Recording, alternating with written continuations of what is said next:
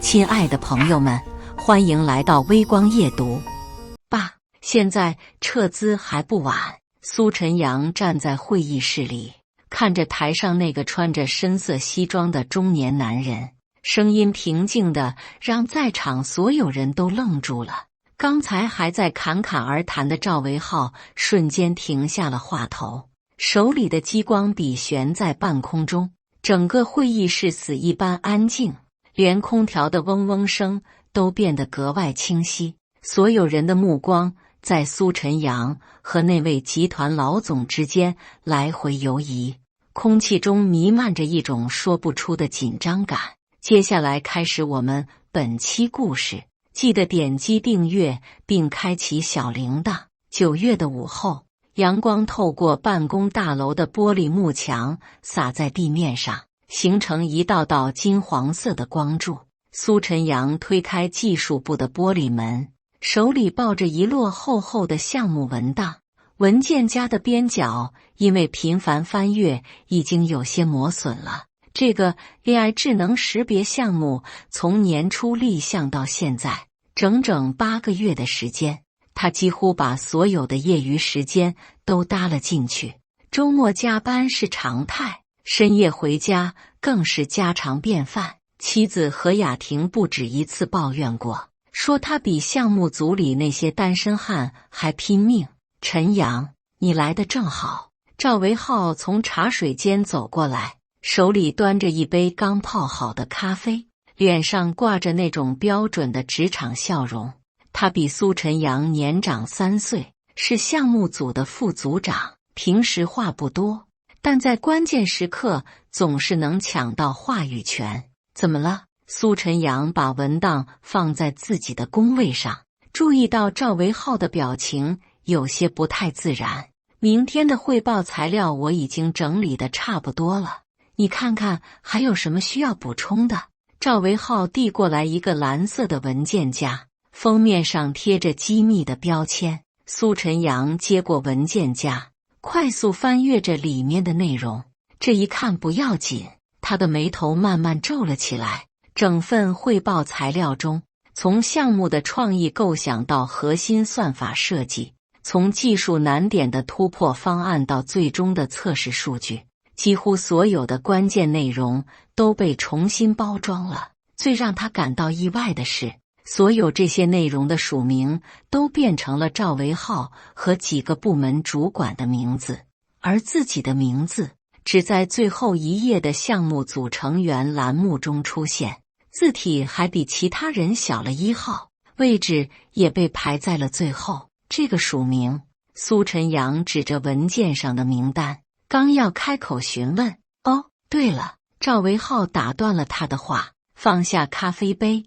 公司领导开会讨论过了，觉得明天汇报的时候人员不宜过多，会影响整体效果，所以决定由我来做主汇报，你就不用上台了，在台下配合一下就行。办公区里其他几个同事都停下了手头的工作，静静地看着这一幕。程序员小王偷偷抬起头，眼神在苏晨阳和赵维浩之间游移。测试工程师老李假装在看邮件，但明显心不在焉。大家心里都清楚发生了什么，但没人敢说话。这种事情在职场上并不少见，但当它真的发生在自己身上时，还是让人感到一种说不出的憋屈。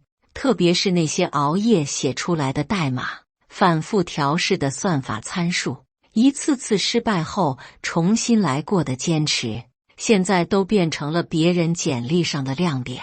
苏晨阳慢慢合上文件夹，在心里深深吸了一口气。他看着赵维浩那张略显得意的脸，点了点头，我知道了，你知道了。坐在旁边的林娜忍不住插话了，她是项目组里唯一的女程序员，平时和苏晨阳关系不错，对技术问题也很有见解。陈阳，你不觉得这样不太合适吗？娜，苏晨阳转头看着他，神情很平静。维浩的汇报能力确实比我强，让他去更合适。林娜瞪大了眼睛，完全不敢相信自己听到的话。她认识苏晨阳2年多了，知道他是个什么样的人，技术能力强，工作认真负责，为人也很好相处。但有一个缺点，就是太老实，太容易妥协。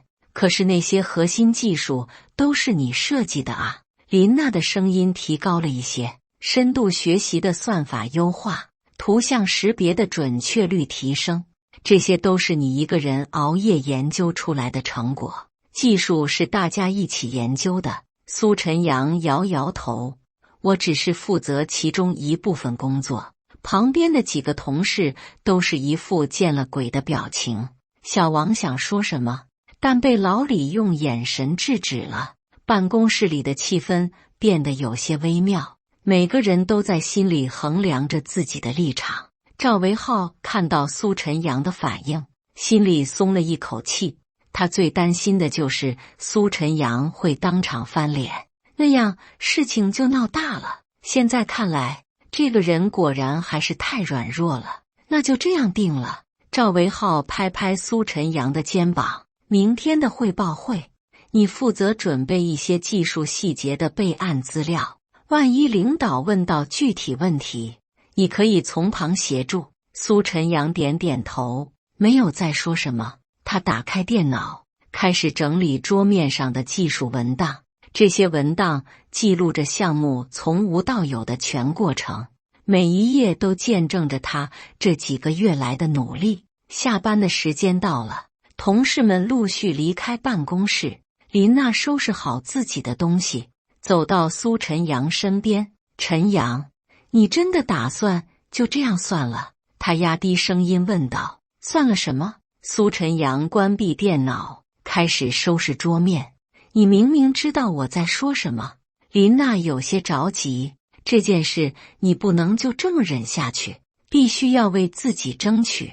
苏晨阳停下手里的动作，抬头看着他。林娜注意到他的眼神中有一种说不出的深沉，像是在思考着什么很重要的事情。娜，有些事情不是表面上看起来那么简单。什么叫不简单？林娜的声音又提高了一些。这就是明摆着的抢功劳，欺负老实人。你去找张总说清楚啊，或者直接找人事部投诉。公司总不能眼睁睁看着这种事情发生吧？苏晨阳苦笑了一下。投诉，然后呢？得罪一堆人，最后项目黄了，大家都没好处。还是说，公司会因为我一个普通员工的投诉，就把赵维浩调走？可是，林娜想要反驳，但发现自己找不到合适的理由。职场就是这样现实。有时候，道理和公平并不能解决所有问题。算了，娜。苏晨阳站起身，拿起自己的包。有些事情急不得，时机不对的时候，再怎么着急也没用。他的话里有一种让林娜感到困惑的坚定。他看着苏晨阳离开的背影，心里五味杂陈。停车场里，秋风带着一丝凉意。苏晨阳坐在车里，没有急着发动引擎。他拿出手机，看了看时间，晚上7点半。这个时候，何雅婷应该已经做好晚饭在等他了。想到妻子，苏晨阳的心情稍微好了一些。何雅婷是个很好的女人，温柔贤惠，对他的事业也很支持。虽然有时候会抱怨他工作太忙，但从来没有真正反对过他的加班。车子启动了，苏晨阳开着车慢慢驶出停车场。路上的车流已经减少了很多，他有时间思考今天发生的事情。说不生气是假的，毕竟那是他几个月的心血。但生气又能怎么样呢？职场就是这样，有时候努力和回报并不一定成正比。回到家里，熟悉的温暖扑面而来。何雅婷正在厨房里忙活，闻到饭菜的香味，苏晨阳一天的疲惫瞬间减轻了不少。今天怎么回来的这么晚？何雅婷端着一盘红烧肉走出来，看到苏晨阳的表情有些不对劲，脸色看起来不太好，是不是工作上遇到什么问题了？苏晨阳在餐桌前坐下，迟疑了一下。他本来不想把工作上的烦心事带回家，但看着妻子关切的眼神，还是决定说出来。今天发生了一件事，他把赵维浩抢夺项目成果的事情详细说了一遍，包括自己的反应和同事们的议论。何雅婷听得越来越生气，最后筷子啪的一声放在桌上。这个赵维浩也太过分了，平时看起来挺老实的一个人，没想到背后做这种事情。雅婷，你什么你？何雅婷的语气变得激动起来。你工作这么努力，每天加班到那么晚，周末也不休息，结果被人摘桃子，你还一点反应都没有。苏晨阳看着妻子因为生气而涨红的脸，心里涌起一阵愧疚。他伸手想要握住她的手，但何雅婷避开了。陈阳，你知道我最担心什么吗？何雅婷的声音有些颤抖。我担心的不是你吃亏，而是你习惯了吃亏。这句话像一根针一样刺在苏晨阳的心上。他知道妻子说的对，自己确实有些太软弱了，但有些事情真的不是表面上看起来那么简单。雅婷，相信我，这件事情没有你想的那么简单。不简单。何雅婷站起身，我看你就是太老实了，太好说话了，别人欺负到头上了，你还在那里找客观原因。那天晚上，两个人都没再多说什么。苏晨阳躺在床上，听着外面偶尔传来的汽车声，心里想着很多事情。他理解妻子的愤怒，也理解同事们的困惑，但有些事情真的需要等待合适的时机。第二天一早，苏晨阳比平时提前了半个小时到公司。他想趁着人少的时候，把一些技术文档整理一下。电梯里只有他一个人，钢琴音乐在狭小的空间里回响，让他的心情稍微平静了一些。技术部的门还没有打开，苏晨阳用门卡刷开了门。偌大的办公区里只有几盏应急照明灯在工作。他打开了自己工位附近的灯光，然后开始工作。这么早就来了？苏晨阳回头一看，是部门经理张总。张总40多岁，戴着一副黑框眼镜，看起来很有学者气质。他是从技术岗位提拔上来的，对技术问题的判断还是很准确的。张总早上好。苏晨阳站起身打招呼，想趁着安静的时候整理一下文档。很好。张总点点头。对了，昨天维浩跟我提到了汇报的事情，你有什么想法吗？苏晨阳心里一动，但表面上还是很平静，没什么想法。维浩的汇报能力确实比我强。张总仔细观察着苏晨阳的表情，似乎想要从中看出什么。你真的这样认为？是的。苏晨阳点头。我更适合做技术工作，对外汇报这种事情还是交给更合适的人比较好。张总沉默了一会儿，然后拍拍苏晨阳的肩膀。你是个好同志，但有时候也要学会为自己争取。说完这句话，张总就走向了自己的办公室。苏晨阳看着他的背影，心里有些疑惑。张总这话是什么意思？难道他知道什么内情？上午10点左右，其他同事陆续到了办公室。林娜一进门就直接走到苏晨阳身边。昨天晚上我想了一夜，还是觉得你应该争取一下。她压低声音说道，至少要让领导知道真实的情况。娜，这件事就这样吧。苏晨阳头也不抬地继续工作，专心做好自己的事情比什么都重要。林娜看着他专注工作的样子，心里更加困惑了。他不明白苏晨阳为什么这么淡定，难道他真的不在意这些吗？中午的时候，公司里突然传来了一个重磅消息，集团总部的老总要亲自来分公司考察这个 AI 项目。消息传得很快，不到半个小时，整个公司的人都知道了。大家的反应各不相同，有兴奋的，有紧张的，也有担心的。这可是天大的事情啊！张总在紧急召开的会议上显得很激动。集团老总很少下基层视察，这次能来我们分公司，说明对这个项目非常重视。会议室里坐满了相关部门的负责人。赵维浩坐在会议桌的左侧，表面上看起来很淡定，但苏晨阳注意到他不停地用手指敲击桌面，这是他紧张时的习惯动作。考察的时间定在3天后的周五下午。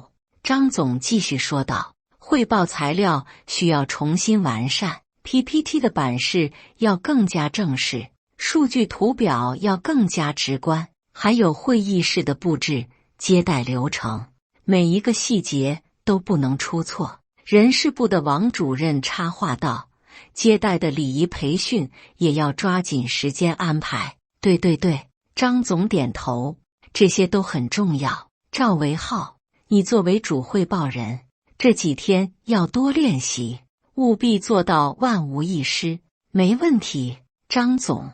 赵维浩的声音有些紧张，我会全力准备的。苏晨阳，张总看向他，你负责技术细节的核查，确保所有数据都准确无误。集团老总是技术出身，对技术问题很敏感，绝对不能出现任何错误。苏晨阳点点头，我明白。会议结束后，整个公司都进入了一种紧张的备战状态，各个部门开始忙碌起来，有的负责会议室的重新布置，有的负责接待流程的细化，还有的负责汇报材料的完善。苏晨阳回到自己的工位，开始逐一核查项目的技术数据。这些数字对他来说太熟悉了，每一个算法参数的调整，每一次测试结果的优化，都记录着他这几个月来的努力。陈阳，林娜悄悄走过来，声音压得很低，集团老总要来了，这是你证明自己的最好机会。证明什么？苏晨阳头也不抬，继续查看着数据表格。证明这个项目的真正功臣是谁啊？林娜有些着急，你直接去找张总，把真实情况说清楚。现在时机这么好，集团老总亲自来考察，如果他知道了真相，那……苏晨阳停下手头的工作，抬头看着他，有些事情时机很重要，但更重要的是要知道什么时候该出手。林娜不明白他这话的深意，但从苏晨阳的眼神中，她感觉到了一种说不出的坚定。这种坚定让她既安心又困惑。接下来的3天，整个公司都笼罩在一种紧张的氛围中。赵维浩每天都要练习汇报好几遍， PPT 被修改了不下10次，字体大小、配色方案、版式设计，每一个细节都被反复推敲。张总几乎每个小时都要过来询问准备情况，连平时很少露面的副总和财务总监也频繁出现在办公区。大家都知道，这次考察的结果很可能影响整个分公司的前途。数据核查的怎么样了？第2天下午，张总走到苏晨阳身边询问，已经检查了2遍，没有发现任何问题。苏晨阳递给他一份详细的核查报告，所有的技术指标都符合预期，测试数据也都是真实有效的。张总仔细看了看报告，点点头，很好，你的工作一向很细致。对了，汇报的时候你坐在第3排，如果集团老总问到具体的技术问题，你要能够及时补充说明。明白。苏晨阳继续着自己的工作，核查数据，整理技术文档，协助赵维浩完善汇报内容。他的表现让所有人都感到意外，似乎真的对功劳归属毫不在意。苏晨阳这个人，我算是看透了。第3天中午，有人在茶水间小声议论，就是个老好人，永远不会为自己争取什么。可能人家家庭条件好，不在乎这点工作成就。另一个人接话道：“你看他平时开的车，穿的衣服，明显不是普通工薪阶层。那也不能这样啊，这是原则问题。被人欺负了还不吭声，这在职场上迟早要吃大亏的。说不定人家心里有数呢。”老李插话道：“苏晨阳这个人平时看起来挺聪明的，不像是那种真的傻的人。”这些议论传到苏晨阳耳朵里，他只是淡淡一笑，继续做自己的事情。同事们怎么想，其实并不重要，重要的是他知道自己在做什么。考察前1天的晚上，赵维浩又练习了一遍汇报。张总、副总还有几个部门负责人都在场，气氛很严肃，语速再慢一点，要让老总听清楚每一个字。张总在一旁指导，还有手势不要太夸张，要显得稳重一些。好的，我注意。赵维浩额头上已经渗出了汗珠。苏晨阳坐在角落里，静静地听着赵维浩的汇报。那些熟悉的技术方案，那些自己一字一句写出来的创新点，现在都从别人嘴里说出来。说不难受是假的，但他控制得很好，整体效果不错。张总最后总结道：“明天就这样汇报，应该没有问题。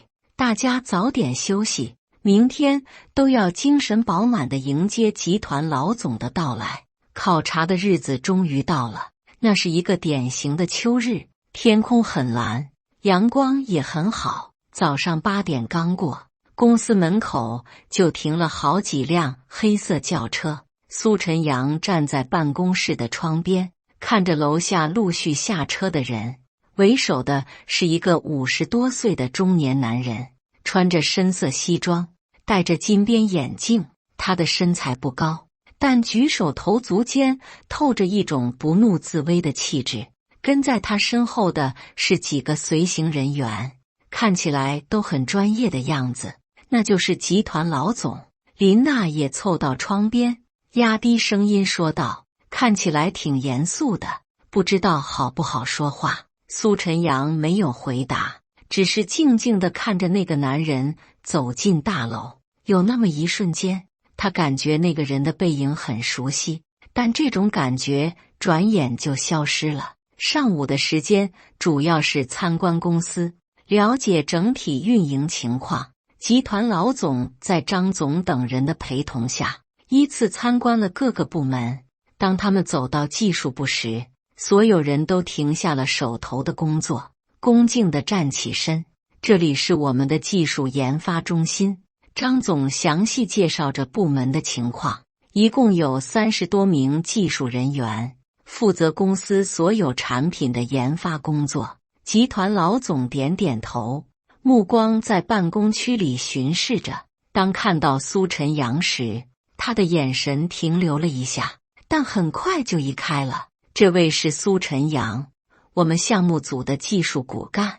张总指着苏晨阳介绍道：“这次的 AI 项目，他承担了很多重要的技术工作。”集团老总走过来，主动伸出手：“你好，苏晨阳。”苏晨阳和他握手，感觉到对方手掌的温度和力度。那一瞬间，他的心里涌起一种奇怪的感觉，熟悉却又说不清楚。项目进展如何？集团老总问道。非常顺利，苏晨阳回答得很简洁，所有技术指标都已经达到预期，目前正在进行最后的系统集成测试，技术难点都解决了。是的，主要的难点都已经突破了。深度学习算法的优化，图像识别准确率的提升，这些核心问题都有了满意的解决方案。集团老总点点头，不错，继续努力。说完，他就跟着张总继续往前参观。苏晨阳看着他们离开的背影，心里那种奇怪的感觉更强烈了。中午的时候，公司安排了工作餐，集团老总和高层领导在贵宾包间用餐，其他人员在员工餐厅。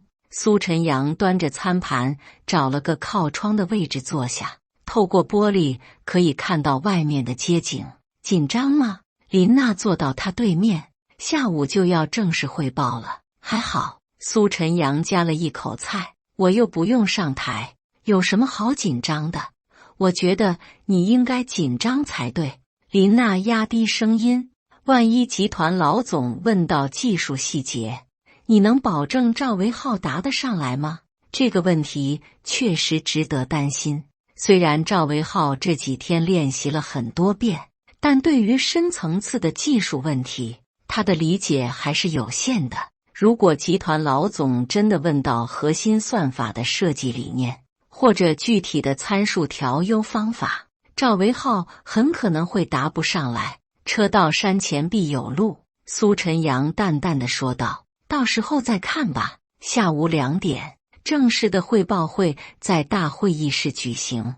会议室已经被重新布置过，投影设备调试完毕，座椅的摆放也经过精心设计。主席台上铺着红色的台布，上面摆放着鲜花和茶具，整个会议室显得庄重而正式。集团老总和他的随行人员坐在第1排，张总等公司高层坐在旁边。苏晨阳被安排在第3排，位置不算显眼，但视线很好，可以清楚地看到台上的情况。各位下午好，张总作为东道主首先发言。今天很荣幸能够向集团老总汇报我们的工作成果。这个 AI 智能识别项目从立项到现在，经过全体同事的努力，已经取得了阶段性的重要进展。他简单介绍了项目的背景和意义，然后就把话筒交给了赵维浩。赵维浩走上台，打开 PPT， 深深吸了一口气。这一刻，他等了很久，能够在集团老总面前汇报工作，这对他的职业生涯来说是一个重要的机会。尊敬的老总，各位领导，大家好。赵维浩的声音很稳，我是项目组副组长赵维浩，下面由我来汇报 AI 智能识别项目的进展情况。大屏幕上出现了精心设计的 PPT 首页，色彩搭配很专业，版式也很规整。赵维浩开始了他准备了好几天的演讲。首先，请允许我介绍一下项目的核心创意和技术路线。赵维浩的手势配合得很恰当，我们采用了深度学习和传统图像处理相结合的创新方案，通过多层神经网络的训练，实现了识别准确率的大幅提升。苏晨阳坐在台下，看着屏幕上那些熟悉的技术方案和数据图表，每一页 PPT 背后都有他无数个加班夜晚的努力。那些算法的设计思路，那些参数的调优过程，那些一次次的失败和重新来过，现在都变成了别人口中的成果。在算法优化方面，我们突破了传统方法的局限性。赵维浩继续说着，通过创新的数据预处理方法和特征提取技术，使得识别速度提升了 40%。准确率达到了 98.5%。 集团老总坐在第1排，表情专注，偶尔点点头，偶尔在笔记本上记录什么。他的随行人员也都在认真听讲，不时低声交流几句。汇报进行了大约40分钟，赵维浩的表现可以说是完美的，语言流畅，逻辑清晰，数据详实，连问答环节都应对得很好。就在他准备进入总结阶段的时候，意外发生了。苏晨阳突然站了起来，所有人的目光都转向了他。赵维浩在台上愣了一下，手里的激光笔停在半空中。张总的表情瞬间变得紧张，其他与会人员也都露出了疑惑的神色。苏晨阳没有理会众人疑惑的眼神，径直向主席台走去。他的步伐很稳，表情很平静，就像平时在办公室里走动一样自然。苏晨阳，你这是……张总想要阻止他，但话还没说完，就听到了那句让在场所有人都震惊的话：爸，现在撤资还不晚。苏晨阳站在会议室里，看着台上那个穿着深色西装的中年男人，声音平静的让在场所有人都愣住了。赵维浩的嘴巴张得可以塞下一个鸡蛋，激光笔啪的一声掉在地上。张总的脸色瞬间变得苍白如纸，其他与会人员都像雕塑一样定在那里，连呼吸都变得小心翼翼。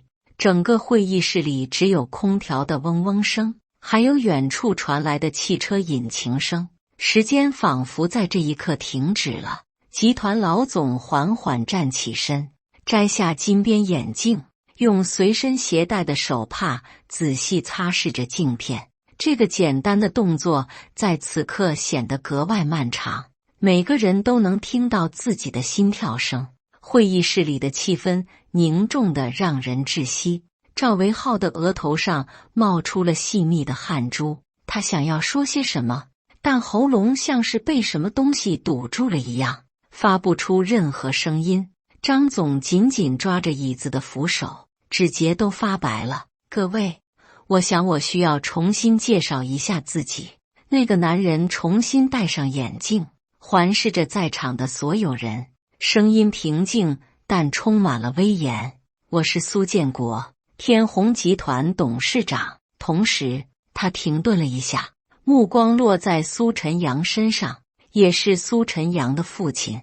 如果说刚才的震惊还只是惊讶的话，这句话就像是一颗重磅炸弹，彻底炸翻了所有人的认知。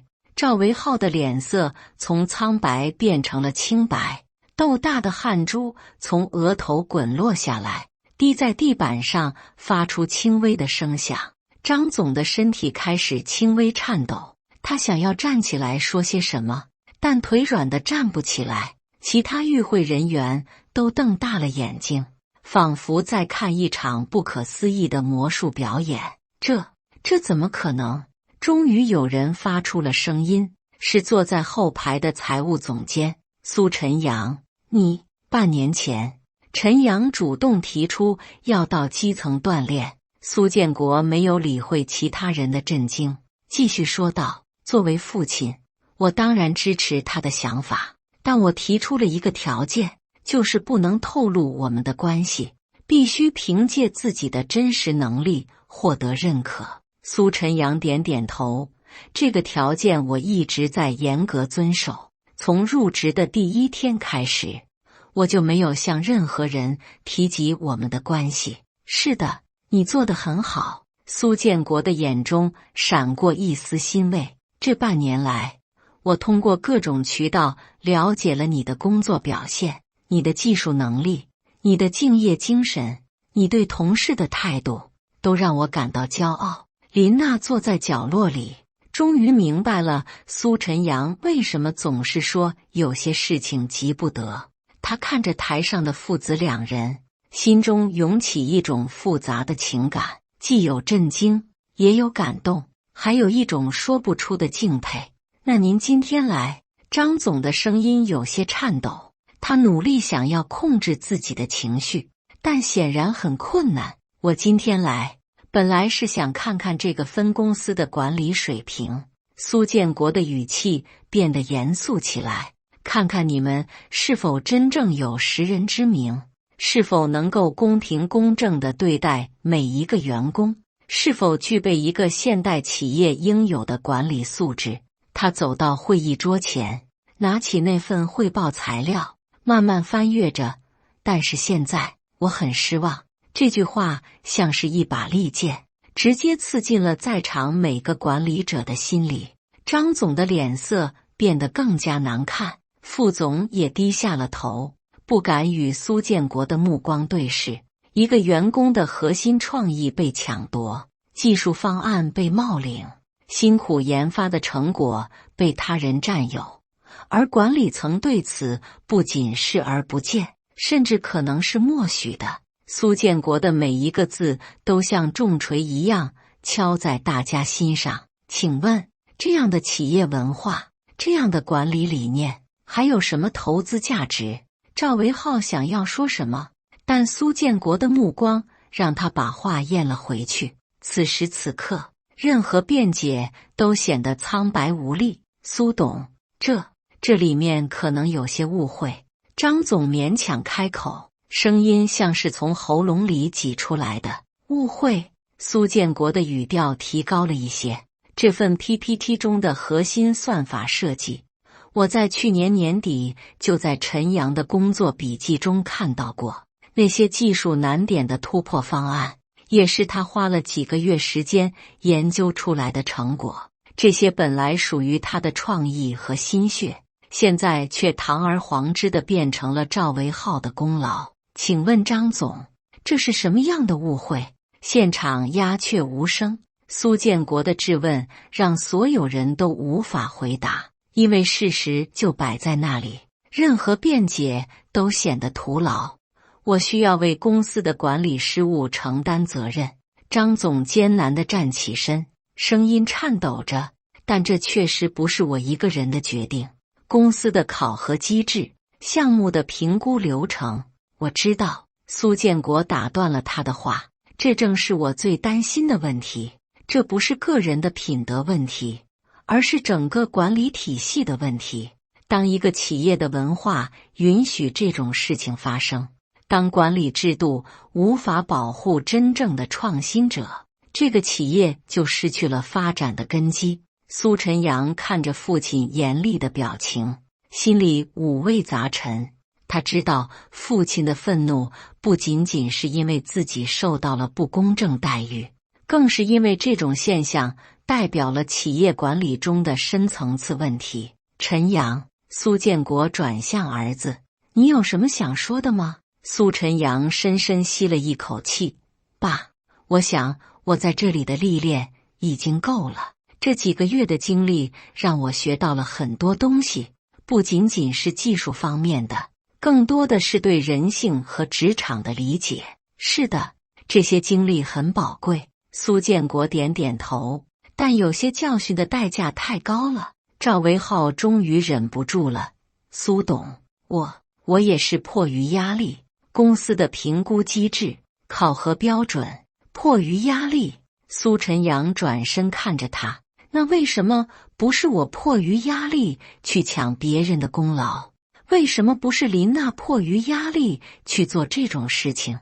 为什么不是办公室里的其他同事迫于压力去伤害别人？这一连串的问题让赵维浩哑口无言。他想要辩解，但发现自己找不到任何合理的理由。压力是客观存在的，但如何应对压力，选择什么样的方式去面对困难，这是个人品格的体现。还有一个问题，我很好奇。苏建国看着赵维浩，在汇报的过程中，当你说那些技术方案是你的创意时，你的内心是什么感受？是成就感，还是愧疚？赵维浩的脸色变得更加难看，他低下头，不敢回答这个问题。我想，答案已经很明显了。苏建国摇摇头，一个连自己都无法说服的谎言，又怎么能够长久地维持下去？林娜忍不住鼓起掌来，虽然只有她一个人，但掌声在安静的会议室里显得格外响亮。她看着苏晨阳，眼中满含着敬佩和感动。苏董，我们可以重新整改。张总再次尝试挽回，这次的事情确实是管理上的疏漏，我们会认真反思，制定更完善的制度。整改的机会，我半年前就给过你们了。苏建国收拾着桌上的文件。一个企业如果连基本的公平都做不到，如何能够长远发展？员工如果连最基本的信任都没有，又如何能够全身心地投入工作？他站起身，看向在场的所有人，我宣布暂停对这个分公司的所有后续投资计划，对管理层进行全面的重新评估。这个决定如同晴天霹雳，让所有人都陷入了绝望。分公司的很多项目都依赖于集团的投资支持，如果资金链断裂，后果将不堪设想。陈阳，苏建国看着儿子，去收拾你的东西吧。好的。苏晨阳点点头，然后看向在场的所有人，各位同事，很抱歉以这种方式结束我们的合作关系，希望大家在以后的工作中都能够坚持自己的原则，做一个堂堂正正的人。他特意看了看林娜，对她点头致意。林娜的眼眶湿润了，但脸上露出了久违的笑容。苏晨阳离开会议室后，整个办公区都陷入了一种诡异的安静。消息传得很快，不到半个小时，公司里的每个人都知道了刚才发生的事情。有人感到震惊，有人感到愤怒，也有人感到后怕。如果苏晨阳真的是集团董事长的儿子，那么之前那些背后的议论，那些冷嘲热讽，岂不是都被听在了耳朵里？苏晨阳回到自己的工位，开始收拾个人物品。其实没有太多东西，几本技术书籍，一些工作笔记，还有桌上那盆他精心照料的绿萝，这些都承载着他在这里工作的回忆，有美好的，也有痛苦的。陈阳，林娜走过来，眼睛有些红肿。我真的没想到。我知道，娜娜。苏晨阳把最后一本书放进纸箱。其实我也没想到会是这样的结局。那你为什么一直这么平静？为什么不早点说出真相？林娜的声音有些哽咽。苏晨阳停下手里的动作，认真地看着他。因为我想看看，在没有任何背景的情况下，这个公司会如何对待一个普通员工。我想知道，当我真的遇到不公正待遇时，会有多少人站出来为我说话？会有多少人选择明哲保身？那现在你得到答案了吗？得到了。苏晨阳点点头。这个答案比我想象的要复杂，但也更加真实。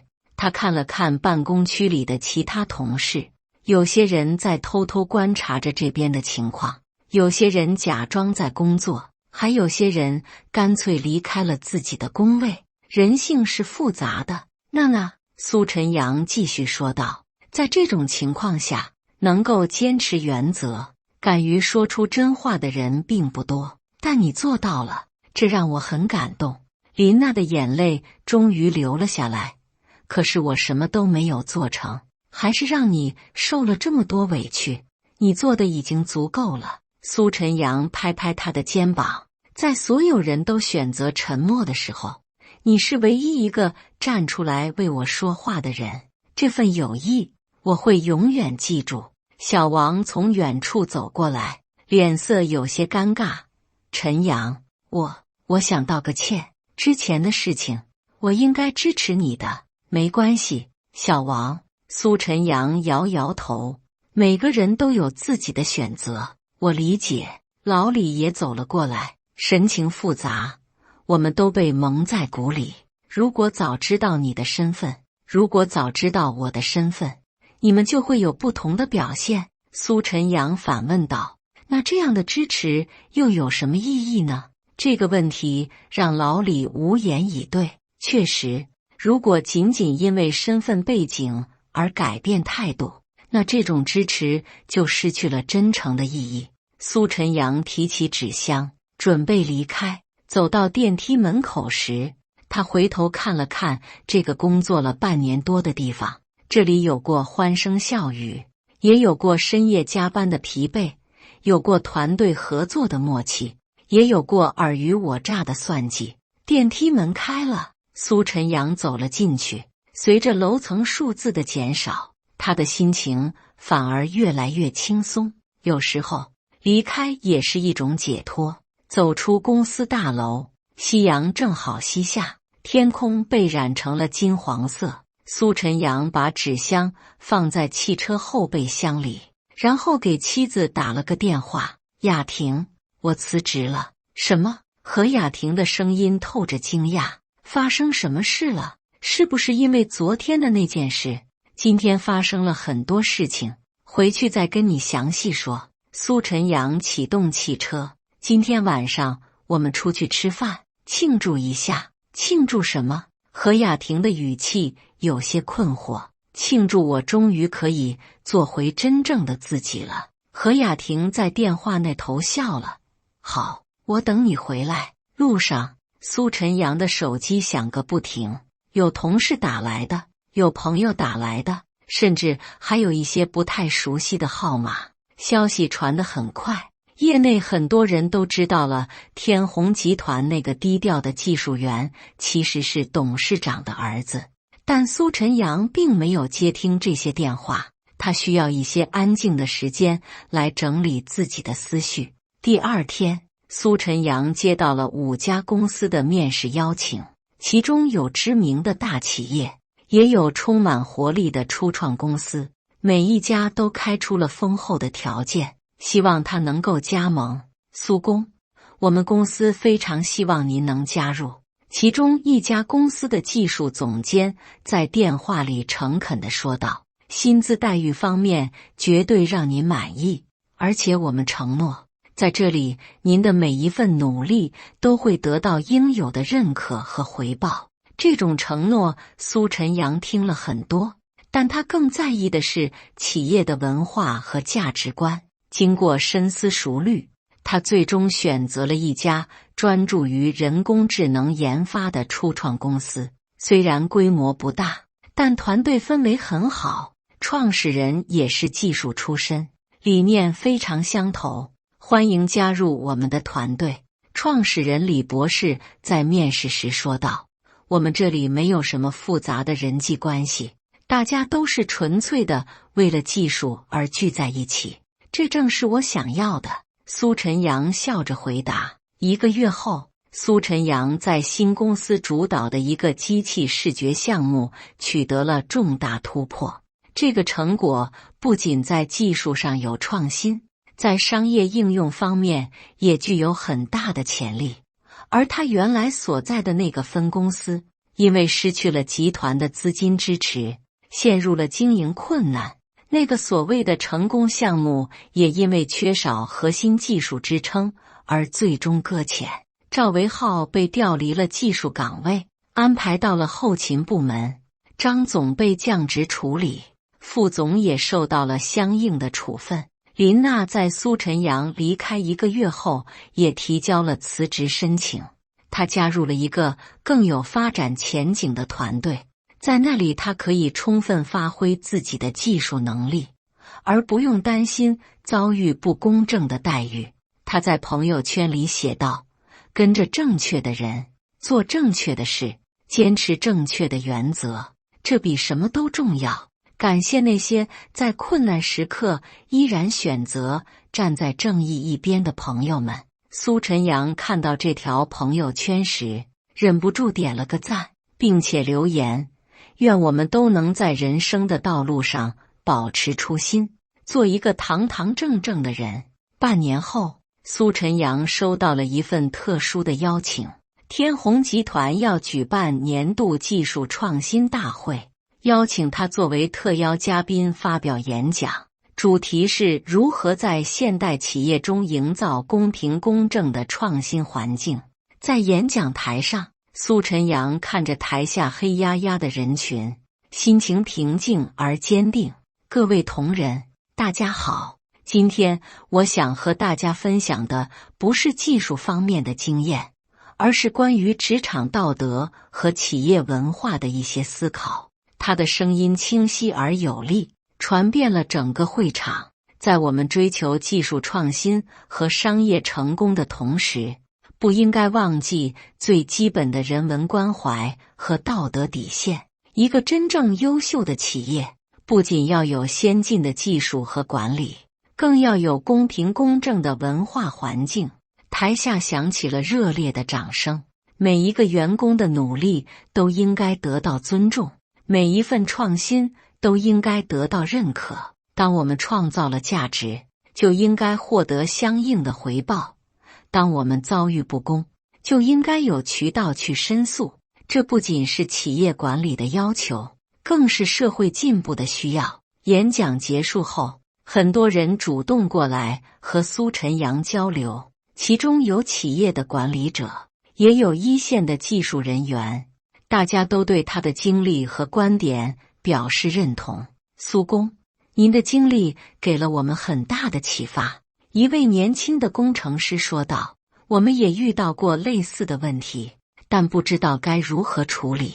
坚持原则，相信时间。苏晨阳回答道，真相总会水落石出的，只是有时候需要等待合适的时机。晚上回到家里，何雅婷已经准备好了丰盛的晚餐，桌上点着蜡烛，营造出温馨的氛围。今天的演讲怎么样？他关心地问道。很成功，反响也很好。苏晨阳坐下来，看到那么多人对公平公正的企业文化有共鸣，我觉得这段经历很有价值。那你还后悔当初的选择吗？何雅婷问道。苏晨阳想了想，不后悔。虽然过程有些痛苦，但结果证明了一个道理：坚持做正确的事情，最终会得到应有的回报。那些伤害过你的人呢？你恨他们吗？恨。苏晨阳摇摇头，我更多的是感到遗憾。他们选择了一条看似捷径的道路，但最终却失去了更宝贵的东西——诚信和尊严。感谢大家的观看。本期故事精彩吗？欢迎大家在下方评论区吐槽。如果你喜欢这类故事，记得点击订阅微光夜读，并分享给更多的人，这会对我帮助很大。再次感谢大家的观看。